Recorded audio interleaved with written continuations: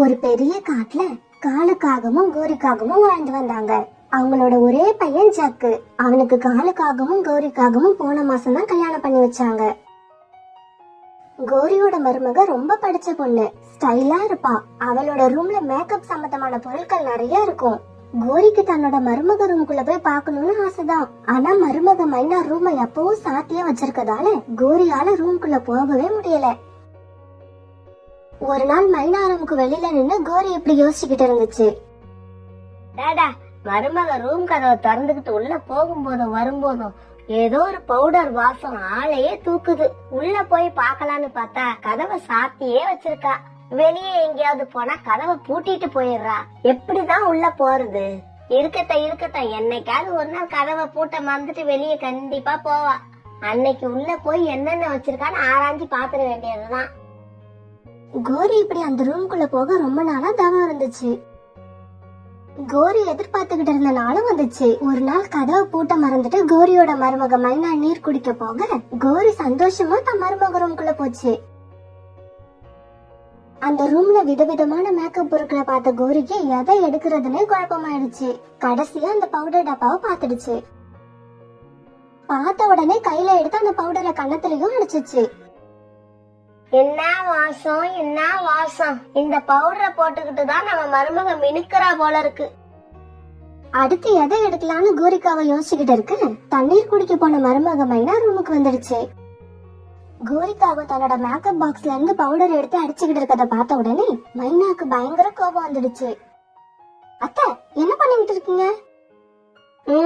பார்த்தா தெரியல, பவுடர் அடிச்சுக்கிட்டு இருக்க. பவுடர் அடிக்கிறது தெரியுது, ஆனா இது பவுடர் அடிக்கிற வயசு மாதிரி தெரியல. ஏண்டி, என் வயசுக்கு என்ன? நான் பவுடர் அடிக்க கூடாதா? என் பையன் வாங்கி கொடுத்தது தானே, அத நான் யூஸ் பண்ண கூடாதா? இது என்னோட அண்ணன் பிரான்ஸ்ல இருந்து வாங்கிட்டு வந்தது. உங்க பையன் ஜக்கு பக்கத்து காட்டை தாண்டி இருப்பாருங்கிறதே சந்தேகம் தான். மைனா, உனக்கு வாய் ரொம்ப அதிகமாயிடுச்சு. என் பையன் வரட்டும், அவனுக்கு இன்னொரு கல்யாணம் பண்ணி வச்சு அவங்க 2 பேருக்கும் உன்னை வேலைக்காரையாக்குறேன் பாரு. உனக்கு அப்பதான் புத்தி வரும். எழுந்திரி ஜக்கு, எழுந்திரி. ரொம்ப நேரம் ஆயிடுச்சு.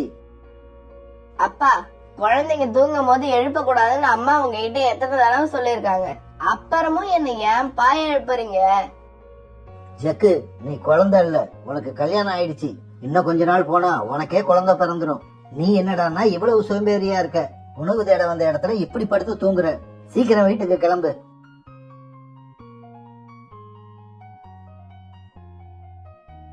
ஜக்கு, வந்துட்டியடா என் மகனே.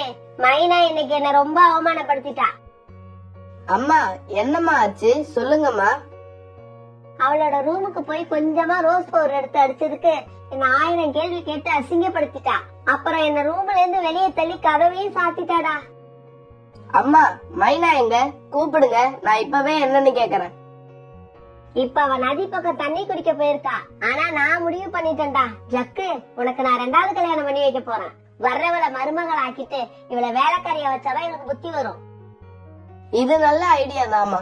இப்படி செஞ்சாதான் தான் பண்ணுனது தப்புன்னு அவளுக்கு புரியும். கோரி, மருமக உன்னை கேள்வி கேட்டதுல என்ன தப்பு? உனக்கு என்ன வயசாச்சுன்னு உனக்கு தெரியுமா இல்லையா? ஜக்குவால ஒரு மனைவிக்கே உணவு தேடிட்டு வந்து கொடுக்க முடியல. இதுல அவருக்கு 2வது கல்யாணம் ரொம்ப அவசியம். இவங்க இப்படி பேசிக்கிட்டு இருக்கும் போதே மைனாவும் அங்க வந்துடுச்சு. மைனா, உன் புருஷன் ஜக்குவுக்கு அவங்க அம்மா கோரி 2வது கல்யாணம் பண்ணி வைக்க போறாளாம். மாமா, அத்தை என் மேல இவ்ளோ கோபமாவா இருக்காங்க? ஏன் அத்தை என் பவுடர் எடுத்து அடிக்கிறீங்கன்னு கேட்டேன். இது ஒரு தப்பா? அதுக்காக என் ஜக்குவுக்கு இன்னொரு கல்யாணம் பண்ணி வைப்பாங்களா? பிறகு அன்னைக்கு ராத்திரி ஆச்சு. எல்லாரும் படுத்து தூங்கிட்டாங்க. ஆனா மைனாவுக்கு மட்டும் தூக்கமே வரல. அத்தை, நீங்க ஏன் ஜக்குவுக்கு 2வது கல்யாணம் செஞ்சு வச்சு ஏன் சந்தோஷத்தை கெடுத்தீங்கன்னா உங்களோட சந்தோஷத்தை நானும் கண்டிப்பா கெடுப்பேன்.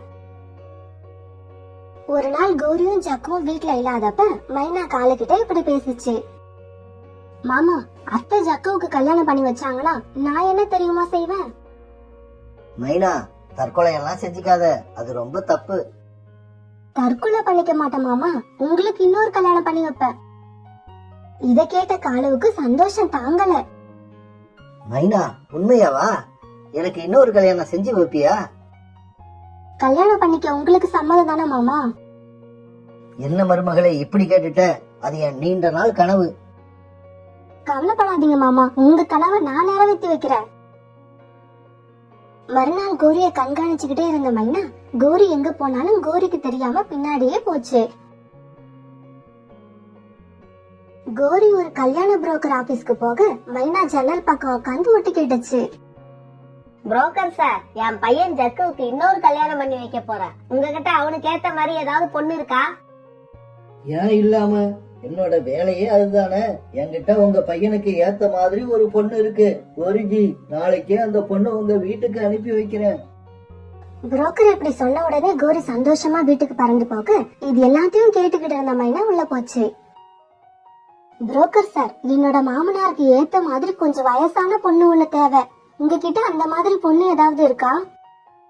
ஏன் இல்லாம, தாராளமா இருக்கு. பொண்ணை எந்த வீட்டுக்கு அனுப்பி வைக்கணும், அட்ரஸ் சொல்லுங்க. எனக்கு முன்னால வந்து தான் பையனுக்கு பொண்ணு அனுப்ப சொல்லிட்டு போனாங்களே கோரிக்காகும், அவங்க வீட்டுக்கே இந்த பொண்ணையும் அனுப்பி விடுங்க.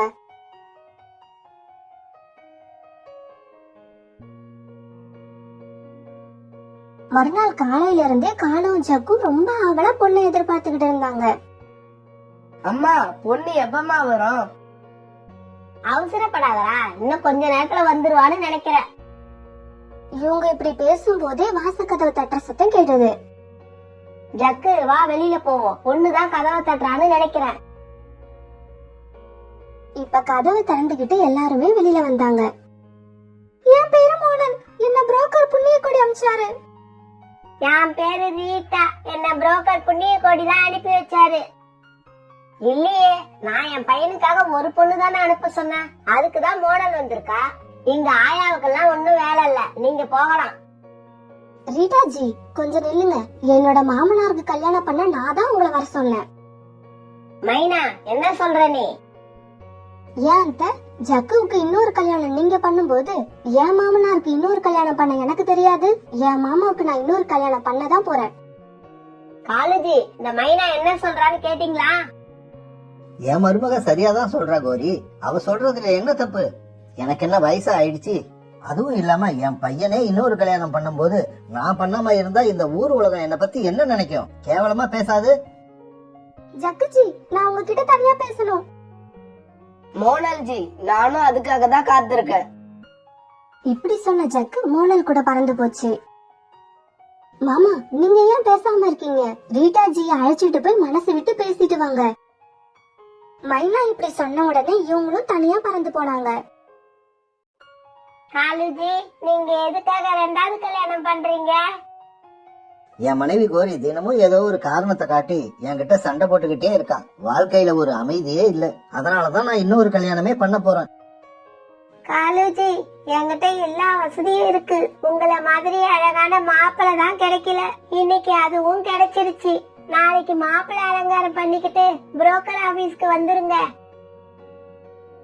இன்னொரு இடத்துல ஜக்குவும் மோனலும் இப்படி பேசிக்கிட்டு இருந்தாங்க. ஜக்குஜி, நீங்க எதுக்காக இன்னொரு கல்யாணம் பண்ண போறீங்க? என்னோட முதல் மனைவியை எங்க அம்மாவுக்கு சுத்தமா பிடிக்கல. அதனாலதான் எனக்கு ரெண்டாவது கல்யாணம் பண்றாங்க. உங்க அம்மாவுக்கு கல்யாணத்துக்கு அப்புறம் என்னையும் பிடிக்காம போச்சுன்னா அதுக்கப்புறம் என்ன செய்யணுங்கிறத எங்க அம்மா தான் முடிவு பண்ணுவாங்க. ஜக்குஜி, என்ன இப்படி சொல்றீங்க? மோனல்ஜி, உன்னை எங்க அம்மாவுக்கு கண்டிப்பா பிடிக்கும். நாளைக்கு மணப்பொண்ணு அலங்காரத்தோட புரோக்கர் ஆபீஸ்க்கு வந்துரு. மத்ததெல்லாம் அங்க பேசிப்போம். காலுவும் ஜக்குவும் அங்க இப்படி பேசிக்கிட்டு இருக்க கோரியும் மைனாவும் தங்களோட வீட்டுல ஒருத்தருக்கு ஒருத்தர் முறைச்சுக்கிட்டு இருந்தாங்க. கொஞ்ச நேரம் கழிச்சு கோரி மெதுவா பேச ஆரம்பிச்சது. மைனா, என்ன இருந்தாலும் நீ காலேஜுக்கு கல்யாணம் பண்ணி வைக்க நினைக்கிறது ரொம்ப தப்பு. அத்தை, நானாவா இதை செஞ்சு என்னை இப்படி யோசிக்க வச்சதே நீங்க தான். சரி மைனா, நடந்தது நடந்து போச்சு. இப்ப நாம ரெண்டு பேரும் சமாதானம் ஆயிடுவோம். வா, போய் காலுவையும் ஜக்குவையும் கல்யாணம் வேண்டாம்னு சொல்லி அழைச்சிட்டு வந்துருவோம். அத்தை, அவங்க ரெண்டு பேருமே இன்னொரு கல்யாணம்னு சொன்ன உடனே ரொம்ப சந்தோஷமா இருந்தாங்க. அதனால அவங்க திரும்பி வர மாட்டாங்கன்னு நினைக்கிறேன். அது எப்படி வராம போயிடுவாங்க? ஆளுக்கு ஒரு தொடப்பத்தை எடுத்து ரெக்கைக்குள்ள மறைச்சிக்கிட்டு போவோம். வா. இப்படி தொடப்பத்தை எடுத்துக்கிட்டு இவங்க ரெண்டு பேரும் வெளியில போனாங்க. என்ன மாமியாரும் மருமகளும் ஒன்னா வரீங்க? ஆச்சரியமா இருக்க. மாமா, நானும் அத்தையும் சமாதானமா ஆயிட்டோம். அதனால உங்க ரெண்டு பேருக்கும் நடக்கிற இந்த 2வது கல்யாணம் கேன்சல் ஆயிடுச்சு. இது அநியாயம், அக்கிரமம். மோனலை என்னால மறக்க முடியாது. கோரி, என் மனசுல நான் கல்யாணத்தை பத்தி நிறைய கற்பனைகளை வளர்த்துட்டேன். இதுக்கப்புறம் அதை அழிக்கிறது ரொம்ப கஷ்டம். காலுஜி, எது கஷ்டம் எது ஈஸிங்கிறத இப்ப நான் காட்டுறேன். அடியே மருமகளை, நம்ம மறைச்சு கொண்டு வந்தத இப்ப எடுத்து காட்ட வேண்டிய நேரம் வந்துடுச்சு. கோரி இப்படி சொல்ல இவங்க 2 பேரும் மறைச்சு வச்சிருந்த தொடப்பத்தை காலுக்கும் ஜக்குவுக்கும் காட்டினாங்க. தொடப்பத்தை பார்த்த காலுக்கும் ஜக்குவுக்கும் பயத்துல வேர்த்து ஊத்த ஆரம்பிச்சது. இப்படி தொடப்பத்தை பார்த்த காலும் ஜக்கும் ரொம்ப நல்ல பிள்ளையா வீட்டுக்கு பறந்து போக கோரியும் மைனாவும் அவங்க பின்னாலேயே போனாங்க.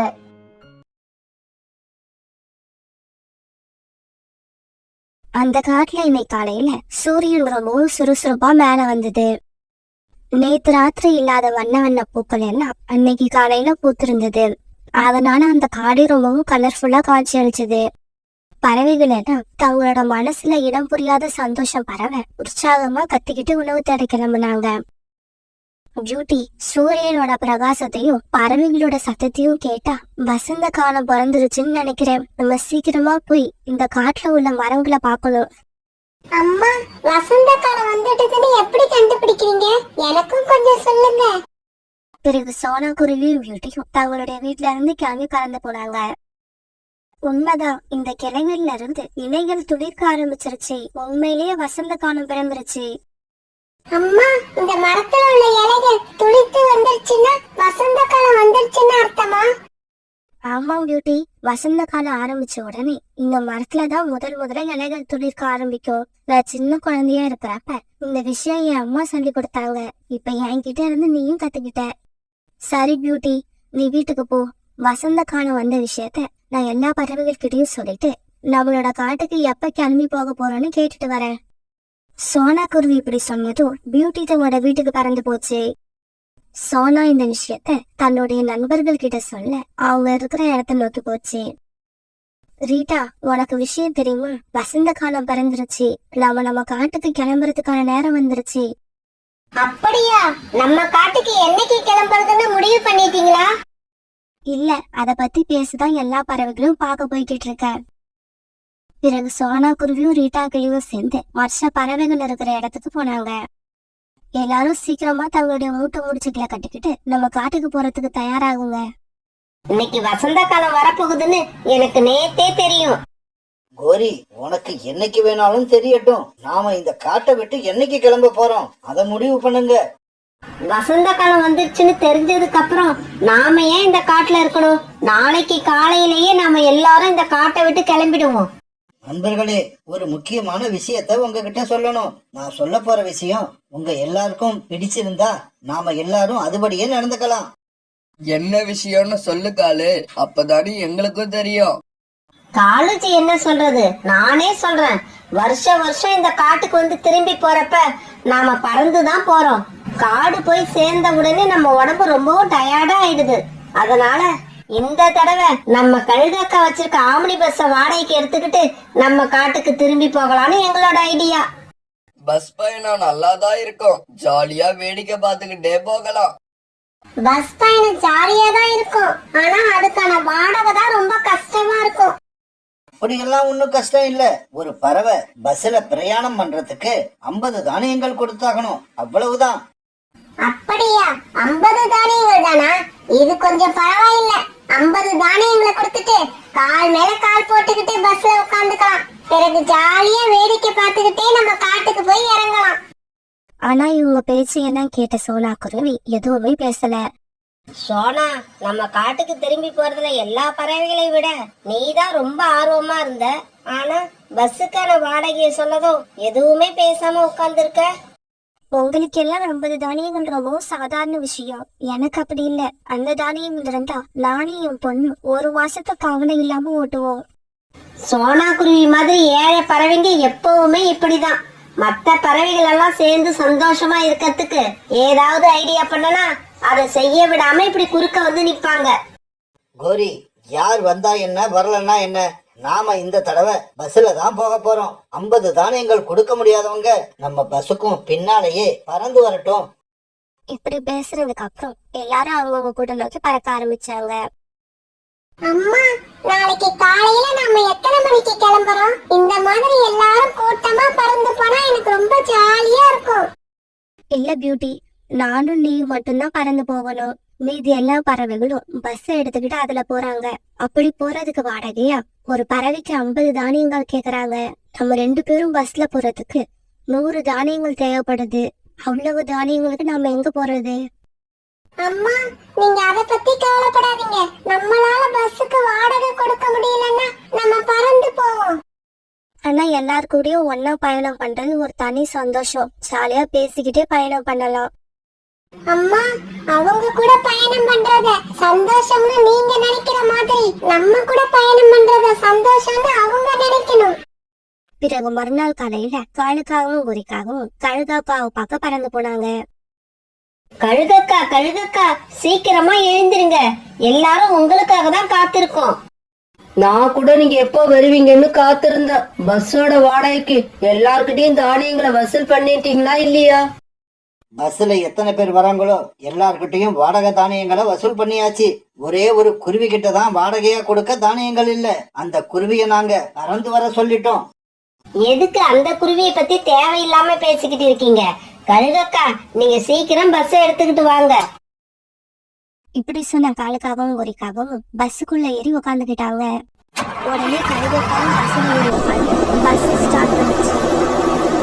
மீதி எல்லா பறவைகளும் ஒரு இடத்துல பஸ்ஸுக்காக வெயிட் பண்ணிக்கிட்டு இருந்தாங்க. பஸ் அங்க போன உடனே எல்லா பறவைகளும் பஸ்ல ஏறி உட்கார்ந்தாங்க. கழுகக்கா, எல்லாரும் வந்தாச்சு, பஸ்ஸை எடுங்க. கோரி, சோனா குருவி இன்னும் வரல. அதுக்குள்ள எதுக்காக பஸ் எடுக்க சொல்ற? ரீட்டா, வர வர உனக்கு பைத்தியம் பிடிச்சிடுச்சுன்னு நினைக்கிறேன். சோனாதான் வாடகை கொடுக்க 50 தானியங்கள் இல்லைன்னு சொல்லிடுச்சுல்ல. அதுக்கப்புறம் அவங்களுக்காக நாம ஏன் காத்திருக்கணும்? நாம ஆளுக்கு 10 தானியங்கள் கொடுத்து சோனா குருவியையும் அழைச்சுக்கிட்டு போகலாம். எப்படி என்னோட ஐடியா? இவங்க இப்படி பேசிக்கிட்டு இருக்கப்ப சோனா குருவி அங்க வந்துருச்சு. நண்பர்களை, எங்களையும் உங்க கூட அழைச்சிட்டு போங்க. பியூட்டியால அவ்வளவு தூரம் பறக்க முடியாதுன்னு நினைக்கிறேன். நாங்க சீட்ல உட்காரல, தரையில ஒரு ஓரமும் உட்கார்ந்துக்கிறோம். நாங்க எல்லாம் வாடகை கொடுத்து பஸ்ல போவோம், நீ மட்டும் ஓசில வரலான்னு பாக்குறியா? இதுக்கு நான் ஒத்துக்க மாட்டேன். ஓரியக்கா, அப்படின்னா பரவாயில்ல. நானும் பியூட்டியும் பஸ்ஸோட கூரை மேல உட்காந்துக்கிறோம். அதுக்காவது அனுமதி கொடுங்க. சோனா குருவி இப்படி பேசிக்கிட்டு இருக்கப்ப கழுகக்கா வண்டியை ஸ்டார்ட் பண்ணி எடுத்துட்டு போயிடுச்சு. கோரி, சோனா குருவியை இப்படி விட்டுட்டு போறது எனக்கு என்னவோ மனசே சரியில்லை. சோனா குருவி பஸ் போறதையே பாத்துக்கிட்டு கொஞ்ச நேரம் உட்கார்ந்து இருந்தது. அம்மா, இந்த பஸ்ஸ பாத்துக்கிட்டே உட்கார்ந்திருந்தா நம்ம காடு இங்க வந்துடாது. சீக்கிரம் வாங்க, நம்ம பறக்க ஆரம்பிப்போம். ஆமா, என்னோட சீட்ல ஒரு பேக் இருக்கே, இது யாரோடது? கோரி, அது என்னோடதுதான். ஏய் ரீட்டா, நீ உட்கார்றது அங்க, உன் பேக வைக்கிறது இங்கேயா? மரியாதையா உன்னோட பேக எடுத்துக்க. கோரி இப்படி சொன்ன உடனே ரீட்டா கிளி தன்னோட பேக் எடுத்துக்கிச்சு. கழுகக்கா, வண்டியை கொஞ்சம் வேகமா ஓட்டிட்டு போங்க. நீங்க ஓட்டுற ஸ்பீட பார்த்தா மாப்பிள்ள ஊர்வலம் போற மாதிரி இருக்கு. கோரி இப்படி சொன்ன உடனே கழுகக்கா பஸ் ஸ்பீடா ஓட்ட ஆரம்பிச்சது. சோனா குருவியும் அதோட பொண்ணு பியூட்டியும் வேக வேகமா பறந்து வந்துகிட்டு இருந்தாங்க. இப்படி ரொம்ப தூரம் பறந்து வந்ததுக்கு அப்புறம் சோனா குருவிக்கு ரொம்ப மூச்சு வாங்க ஆரம்பிச்சது. உடனே ஒரு மரக்கிளையில உட்கார்ந்தது. பியூட்டி, அம்மாவால இதுக்கு மேல வேகமா பறக்க முடியாது, மூச்சு வேற வாங்குது. கொஞ்ச நேரம் இங்க ஓய்வு எடுத்துட்டு அதுக்கப்புறமா நம்ம பறக்க ஆரம்பிப்போம். ஒரு நதிக்கு பக்கத்துல அவங்களோட பஸ் வேகமா போய்கிட்டு இருக்கு. இப்ப திடீர்னு கழுகக்காவுக்கு மயக்க வர ஆரம்பிச்சது. எனக்கு என்னாச்சுன்னே தெரியல. கண்ணெல்லாம் இருட்டிக்கிட்டு வருது. இந்த நிலைமையில பஸ்ஸ ஓட்டிக்கிட்டு போனா ரொம்பவும் ஆபத்து. இப்படி நினைச்ச கழுகு பஸ் ஒரு ஓரமா நிறுத்துச்சு. கழுகக்கா, என்னாச்சு? ஏன் பஸ் நிறுத்திட்டீங்க? முடியல, எனக்கு ரொம்ப மயக்கமா இருக்கு. உங்கள யாருக்காவது பஸ் ஓட்ட தெரியுமா? காலேஜி, உங்களுக்கு பஸ் ஓட்ட தெரியுமா? கோரி, இப்ப வரைக்கும் எனக்கு சைக்கிள் கூட ஓட்ட தெரியாது. என்ன போய் பஸ் ஓட்ட சொல்ற? நான் சின்ன வயசுல ரிமோட் காரை நிறைய தடவை ஓட்டி இருக்கேன். நான் வேணா ட்ரை பண்ணி பார்க்கட்டுமா? நாங்க எல்லாம் பஸ்ஸை விட்டு இறங்கிக்கிறோம். நீ வேணா தனியா பஸ்ஸை எடுத்துக்கிட்டு போய் ஓட்டி பாரு. பிறகு எல்லாரும் பஸ்ஸை விட்டு கீழே இறங்கிட்டாங்க. கழுகக்காவுக்கு ரொம்பவும் மயக்கம் வரவே அது ஒரு இடத்துல படுத்துருச்சு. அங்க இருந்த பறவைகள் எல்லாம் ரொம்பவும் குழப்பத்துல இருந்தாங்க. கழுகக்கா, உங்களுக்கு என்னாச்சு? பக்கத்துல ஹாஸ்பிட்டல் இருக்கா என்னன்னு வேற தெரியல. இங்க பாருங்க, எனக்கு ஒண்ணும் இல்ல. 2 நாளா சரியான தூக்கம் இல்ல. இப்ப படுத்து தூங்கி காலையில எழுந்திருச்சேன்னா எல்லாம் சரியா போயிடும். ஆளுக்கு ஒரு பக்கம் படுத்து தூங்குங்க. கழுகக்கா இப்படி சொன்ன உடனே எல்லாரும் சோகமாயிட்டாங்க. காலுஜி, இந்த ராத்திரியில நாம எங்க தங்குறது? இவ்வளவு பெரிய பஸ்ஸை எதிரில் வச்சுக்கிட்டு கேக்குற கேள்விய பாரு. எல்லாரும் இன்னைக்கு ராத்திரி அந்த பஸ்ல தான் போய் படுத்து தூங்கணும்னு நினைக்கிறேன். ஆளுக்கு 50 தானியங்களை கொடுத்து இந்த பஸ்ல வந்ததுக்கு பேசாம பறந்தே போயிருக்கலாம். இவங்க இப்படி பேசிக்கிட்டு இருக்கப்ப வேகமா ஒரு கார் அங்க வந்து நின்னது. அந்த காருக்குள்ள சோனா குருவியும் பியூட்டியும் இருந்தாங்க. காணண்ணா, உங்க பஸ்ஸுக்கு என்னாச்சு? ஏன் எல்லாரும் இங்க நிக்கிறீங்க? பிறகு காலுக்காக நடந்தது எல்லாத்தையும் சோனா குருவி கிட்ட சொல்லுச்சு. சோனா, இந்த கார் யாரோடது? புறாண்ணா, நாங்க பறந்து வர வழியில ஒரு இடத்துல பறக்க முடியாம உட்காந்து ஓய்வு எடுத்துட்டு இருந்தோம். என்னையும் பியூட்டியையும் பார்த்து பரிதாபப்பட்டு இவங்க எங்களை ஏத்துக்கிட்டாங்க. நாங்க இன்னும் 1/2 மணி நேரத்துல நம்ம காட்டுக்கு போய் சேர்ந்துடுவோம். சோனா சோனா, காருக்குள்ள இடம் இல்லாட்டி பரவாயில்ல, நாங்க எல்லாம் கார் மேல உட்காந்துக்கிறோம். கொஞ்சம் அவர்கிட்ட கேட்டு சொல்லு. கோரியக்கா, நான் ஏற்கனவே அவர்கிட்ட கேட்டுட்டேன். நீங்க எல்லாரும் மேலே ஏறி உட்காந்தா கார் தாங்காதுன்னு சொல்றாரு. பிறகு சோனா குருவி வந்த கார் வேகமா கிளம்பி போயிடுச்சு. நாமெல்லாம் வீடு போய் சேர்ந்ததுக்கு அப்புறம் நாளைக்கு காலையில தான் சோனா குருவி நம்ம காட்டுக்கு வரும்னு நினைச்சேன். ஆனா இப்ப சோனா குருவி முன்னாடி போயிடுச்சு. நாமெல்லாம் நம்ம காட்டுக்கு எப்ப போக போறோம்னே தெரியல. கோரி, நாம நினைச்சதெல்லாம் நடக்க போறது இல்ல. நமக்கெல்லாம் மேல ஒருத்தன் இருக்கான் பாரு, அவன் நினைச்சதுதான் நடக்கும்.